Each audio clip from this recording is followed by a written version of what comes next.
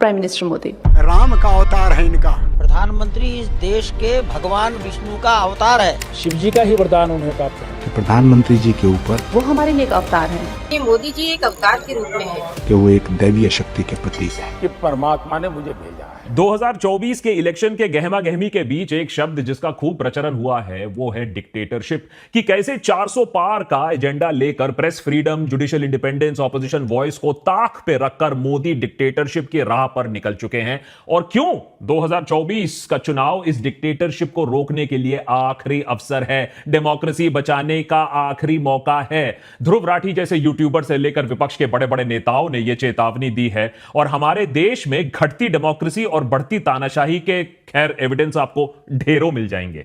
लेकिन हो सकता है कि डिक्टेटरशिप वाली बात ही गलत हो सकता है कि मोदी अपने आप को डिक्टेटर के रूप में देखना ही नहीं चाहते। हो सकता है कि उनका निशाना, उनका उद्देश्य, उनका लक्ष्य और भी ज्यादा भव्य है, डिक्टेटरशिप से भी ऊंचा पद और फिर भी डेमोक्रेसी के दायरे के अंदर। एक ऐसी शक्ति जिसे कोई सवाल ना पूछ सके, जिसकी निंदा कोई ना कर सके और उन्हें कोई नीचे ना गिरा सके। एक प्रधान सेवक जो सिर्फ चुना हुआ प्रधानमंत्री ना हो, बल्कि जिसे खुद ईश्वर ने भेजा हो देश के कल्याण के लिए। मैं कन्विंस हो चुका हूं कि परमात्मा ने मुझे भेजा है। ये ऊर्जा बायोलॉजिकल शरीर से नहीं मिली है। ये ऊर्जा ईश्वर ने मुझसे कुछ काम लेना है। वैसे हो सकता है कि रूबिका जी को इंटरव्यू देते देते मोदी जी थक गए हो, धूप भी काफी तेज चल रही थी, मुंह से कुछ गलत निकल गया हो। आफ्टर ऑल आज तक मोदी जी ने अपने आप को प्रधान सेवक माना है, लेकिन अब तो मसीहा बनने चले हैं। लेकिन कुछ ही घंटों बाद यह गलती या नॉट गलती मोदी जी ने फिर दोहराई, ये अपनी बात फिर से दोहराई। एक और इंटरव्यू में यही बात बोला कि उनके पावर का स्रोत वोटर का वोट नहीं है, एक दिव्य शक्ति है जो उनका मार्गदर्शन भी कर रही है। कि शायद परमात्मा ने ही मुझे किसी काम के लिए भेजा है, किसी पर्पज के लिए भेजा है, और वो ही मुझसे ये पर्पज की पूर्ति के लिए दिशा भी देता है। तो शायद कोई दैवी शक्ति कहो, कोई ईश्वरीय शक्ति कहो, उसके बिना ये सब संभव नहीं है। तो मैं तो उसी के हवाले हूं, लेकिन वो दिखता नहीं है। बिल्कुल सही बात, ये दिव्य शक्ति किसी को दिखती नहीं है। ठीक जैसे किसानों को अपनी इनकम डबल होती कभी दिखी नहीं इतने सालों में, लेकिन कम से कम वो किसान या बेरोजगार नौजवान इस बात से तो दिलासा ले सकते हैं कि खुद भगवान का दूत उनकी समस्या दूर ना कर पाया तो विपक्ष क्या खाक उनको मदद करेगी। भगवान के दूत से याद आया, मोदी के परिवार से अगर आप पूछो तो वो मानेंगे कि मोदी मसीहा नहीं है, खुद ही भगवान है। परम मोदी भक्त संबित पात्रा विवादों में घिर गए जब उन्होंने हाल ही में बोल दिया कि खुद प्रभु जगन्नाथ मोदी जी के भक्त हैं। देखिबा पाई लक्षाधि लक्ष लोक आछंती मोदींकर भक्त जगन्नाथ आ आमे सब होचु मोदींकर परिवार जन। संबित पात्रा हमेशा से ही हमको टीवी पर हंसाते आए हैं, लेकिन ये तो प्रभु जगन्नाथ का सीधा अपमान हुआ ना। उड़ीसा के चीफ मिनिस्टर नवीन पटनायक ने भी इस बात की कड़ी आलोचना की। लोगों का भी गुस्सा पात्रा पर फटा। पात्रा ने फिर बोला ना ना ना ना, गलती से मुंह से निकल गया था। गलती से निकल गया था या सच्चाई फिसल गई थी, अब ये तो खुद आप ही डिसाइड कर लो। लेकिन 2019 के इलेक्शन के दौरान ये वही पात्रा है जिसने मोदी को प्रधानमंत्री नहीं, देश का सुप्रीम लीडर घोषित कर दिया था। Narendra Modi ji is leader. Each candidate who is contesting across India represents a miniature version of Modi. We are fighting not with our name. We are fighting with the name of our supreme leader Narendra Modi. और उससे भी पहले 2017 में संबित पात्रा ने मोदी को देश का पापा घोषित कर दिया था। मोदी जी आपके चाचा हैं क्या? मेरे चाचा नहीं, तो कौन है? इस देश के बाप हैं। इस देश के बाप हैं। 2017 में देश के बाप, 2019 में देश के सुप्रीम लीडर और 2024 में सुप्रीम गॉड। वाह क्या विकास है। और उधर अमित भाई भी मोदी वंदना में कोई कसर नहीं छोड़ रहे हैं। संबित पात्रा से कंपटीशन करते करते बोल दिया कि सदियों से वर्ल्ड फेमस कोणार्क सन टेंपल आज वर्ल्ड फेमस हुआ है। क्यों? मोदी जी की वजह से। दुनिया भर के नेता मोदी जी के साथ हाथ मिलाकर फोटो खिंचाते थे। इसके पीछे तस्वीर कौन सी थी? हमारे कोणार्क के सूर्य मंदिर की तस्वीर के सामने मोदी जी ने हाथ खींचा है। कोणार्क का सूर्य मंदिर आज दुनिया भर में प्रसिद्ध हुआ। ये हो क्या रहा है? धर्म की रक्षा करने वाले आज खुद भगवान बनने की कोशिश क्यों कर रहे हैं? मोदी को जानने वाले, ह्यूमन बिहेवियर को समझने वाले इसे नार्सिसिस्ट बिहेवियर बोल रहे हैं। एक ऐसी मानसिक बीमारी जो एक इंसान को अपने वजूद, अपने महत्व को कुछ ज्यादा ही एहसास करवा देता है। ऐसे लोगों को भर भर के अटेंशन चाहिए होता है, लोगों का प्यार इन्हें चाहिए होता है, लेकिन दूसरे लोगों का दर्द समझने की कैपेसिटी इनमें नहीं होती है। लेकिन मोदी की कंडीशन और भी ज्यादा कॉम्प्लिकेटेड हो सकती है। नार्सिसिज्म नहीं, गॉड कॉम्प्लेक्स। यानी वो लोग, वो इंसान जिन्हें अपनी काबिलियत और अपने वर्चस्व के बारे में टोटल कॉन्फिडेंस होता है, कह लीजिए ओवर कॉन्फिडेंस होता है। ऐसे लोगों को लगता है कि वो दूसरों से बहुत ऊपर है, बहुत आगे हैं, और उनके आसपास जो टैलेंट है ना, वो बहुत बेकार है उनके तुलना में। जिनके पास गॉड कॉम्प्लेक्स होता है वो कंट्रोल फ्रीक्स होते हैं, यानी सब कुछ उनके अनुसार चलना चाहिए। किसी भी प्रकार की आलोचना वो सहन नहीं कर पाते हैं। उन्हें लगता है कि सारे सवालों का जवाब सिर्फ उन्हीं के पास है। अपने आप में ही वो व्यस्त रहते हैं, आई, मी, माई सेल्फ, और किसी भी सीमा का उल्लंघन वो कर सकते हैं, वो बाउंड्रीज नहीं जानते हैं। गॉड कॉम्प्लेक्स वाले लोग ऐसे लोग होते हैं जो किसी भी फेलियर की जिम्मेदारी नहीं लेते हैं। उनके पर्सनल रिलेशनशिप्स हमेशा टूटे ही मिलते हैं, और दूसरों को धमकाने में उन्हें बहुत ज्यादा मजा आता है।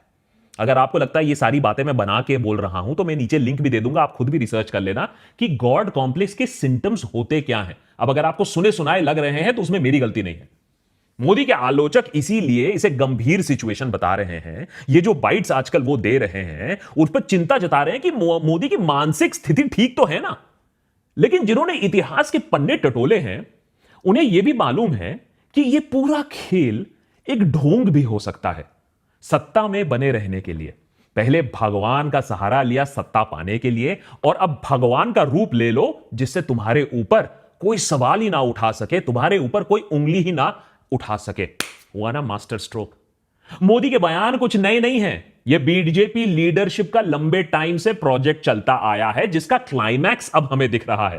पहले भी बीजेपी के ऑफिशियल सोशल मीडिया हैंडल से मोदी को भगवान का रूप पहले ही बता दिया गया है। जैसा कि शेषनाग के सामने यह फोटो देखिए मोदी का, यह एंगल कोई इत्तेफाक नहीं है। या ये वाला हिंदू धर्म के खिलाफ मेरे ख्याल से सबसे ज्यादा भद्दा मजाक बीजेपी कर्नाटका के सोशल मीडिया हैंडल्स ने मोदी को भगवान श्री राम से भी ज्यादा बड़ा दिखा दिया। कई जगह मोदी के नाम पर आजकल मंदिर बन रहे हैं। इससे मोदी प्रधानमंत्री कम एक भगवान ज्यादा बन रहे हैं। इस भगवान के रूप को आप कैसे चैलेंज करोगे, कैसे सवाल करोगे? नामुमकिन है।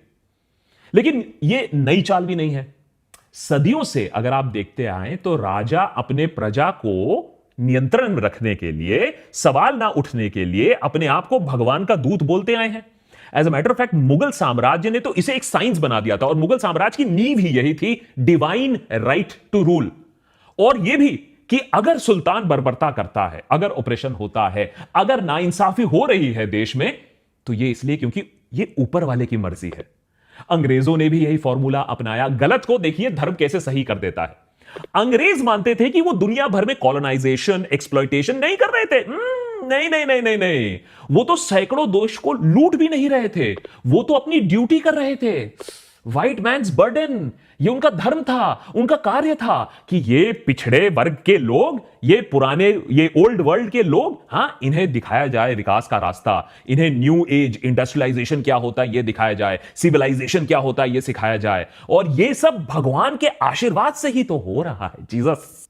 इसी फॉर्मूला के तहत आज मोदी अपने आप को एक डेमी गॉड बनाने की कोशिश कर रहा है। एक ऐसा शख्स जो पार्ट इंसान हो, पार्ट भगवान हो, जिसे भगवान का वरदान मिला हो, और जिसे हम भगवान का ही दर्जा देंगे, भगवान का ही जितना सम्मान करते हैं उनका सम्मान करेंगे। और कुछ टाइम से बीजेपी की कार्यकर्ता भी इस काम में जुटे हुए हैं। हमारी आलोचना कर दो वो कहते हैं, लेकिन मोदी जी तो विष्णु का रूप है। ऐसे बयानों को बार बार बोला जाता है, फिर मेन स्ट्रीम मीडिया में बार बार चलाया जाता है, और लोगों के दिमाग में इसी बात को बैठाया जाता है। देख लीजिए, प्रधानमंत्री नरेंद्र मोदी जी एक अवतारी पुरुष है। वो इस देश के लिए जैसे एक अवतार होते हैं, वो हमारे लिए एक अवतार है। वो एक साधारण मनुष्य नहीं है। भगवान शिव मंगल के प्रतीक भी है, और साथ साथ भगवान शिव का एक स्वरूप तांडवकारी भी है। और मुझे ये कहने में कतई संकोच नहीं है कि प्रधानमंत्री जी के ऊपर निश्चित ही किसी दैवीय शक्ति की कृपा है। इसमें कोई डाउट नहीं है। कि हिंदू धर्म के साथ खिलवाड़ हो रहा है, लोगों की आस्था के साथ खिलवाड़ हो रहा है। एक शातिर नेता जो अपने आप को भगवान बनाने पे तुला हुआ है, और हो सकता है 4 जून को इस रिजल्ट में हमें इसका बहुत बड़ा प्रभाव भी दिखे, क्योंकि बहुत सी जनता अब मोदी को सवाल पूछने या उनकी आलोचना करने लायक स्थिति में रह नहीं गई है। यार एक शेर और ना को मतलब इतने लोग इकट्ठे होके एक आदमी को गिराना चाह रहे हैं, क्यों? वो भगवान शिव का अवतार है। तो मेरे विचार से राम का अवतार है इनका, क्योंकि दुष्टों का दलन करने के लिए भगवान ने इनको पैदा किया है। अगर 4 जून को बीजेपी चुनाव भारी मात्रा से जीतती है तो यह मोदी के करियर का सबसे बड़ा मास्टर स्ट्रोक होगा। क्यों? क्योंकि 2014 का चुनाव करप्शन के ठोस मुद्दे पर लड़ा गया था, 2019 का चुनाव नेशनल सिक्योरिटी के मुद्दे पर लड़ा गया था, 2024 का चुनाव लड़ने वाली बात तो थी 10 साल के विकास के मुद्दे पर। लेकिन पहले चरण चुनाव के बाद ही पता नहीं क्यों हम मटन मुगल और मंगलसूत्र में अटक गए। उसके बाद उसके ऊपर जो ईसी है वो लापता हो गई है। इतने घटिया लेवल ऑफ चुनाव हमने शायद अपने इतिहास में नहीं देखा हो, इतना एब्सेंट ईसी हमने शायद अपने इतिहास में ना देखा हो। और उसके ऊपर यह सब होने के बाद मोदी की जो छवि है लेकिन वो भगवान समान ही रह गई है। तो चुनाव का नतीजा देखना काफी इंटरेस्टिंग होगा। और अगर बीजेपी के नंबर कम आते हैं तो यह बात भी साफ हो जाती है, आएगा कौन जाएगा कौन पता नहीं, बीजेपी के नंबर अगर कम भी आते हैं तो यह बात साफ हो जाएगी कि हमारे देश में लोगों को उनकी धार्मिक आस्थाओं के साथ खिलवाड़ आप एक सीमा तक कर सकते हो, कि उनके धर्म के नाम पर उन्हें बेवकूफ कुछ हद तक बना सकते हो, इनडेफिनेटली नहीं बना सकते हो, उन्हें गुमराह हर समय नहीं कर सकते हो। आपको क्या लगता है, मोदी इंसान है या भगवान समान है? और क्या हमें, चाहे आप जिसको भी सपोर्ट करते हैं, क्या हमारे पॉलिटिक्स में हमें नेताओं की जरूरत है या हमें भगवान समान लोग चाहिए जिनकी हम आलोचना नहीं कर सकते हैं, जिनको हम सवाल नहीं कर सकते हैं? अपना जो कमेंट है वो लिखिए, भगवान या इंसान फर्स्ट लिखिए, तो हमें समझ में तो आए कि यहां तक आपने एपिसोड देखा भी है। और याद रखिए 4 जून को आएगा कौन जाएगा कौन से ज्यादा जरूरी यह समझना होगा हमारा देश किस तरफ जा रहा है। अगर ये एपिसोड आपको पसंद आया हो तो जरूर सब्सक्राइब करिए। अभी भी 40 से 50% जो लोग हमें देखते हैं देशभक्त पर वो रेगुलर सब्सक्राइबर्स नहीं है। और अगर हमारा काम पसंद आता है तो हमें patreon.com/देशभक्त पे जरूर सपोर्ट करिए, एक एनुअल मेंबर बनिए, जिससे हम ऐसी कमेंट्री, ऐसी खबर आपके सामने ला पाए।